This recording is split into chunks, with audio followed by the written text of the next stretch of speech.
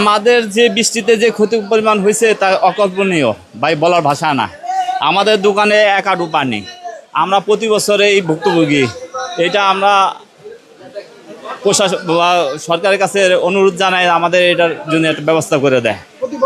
প্রতি বছর বৃষ্টি বেশি ভারী বৃষ্টি হইলে এই পানি জমে যায়। মানে আপনি নিজে বাস্তবে দেখতে পাচ্ছেন আমাদের দোকানের ভিতরে, দেখেন কি অবস্থায়, মাল ঠাল উঠাইয়া কই এত মাল ঠাল কই আমরা যাবো, কারণ আমাদের মাল সরানোর কোনো ব্যবস্থা নাই। তাই এই মাল নষ্ট, লক্ষ লক্ষ টাকার মাল নষ্ট হইতেছে, আমরা ভুক্তভোগী।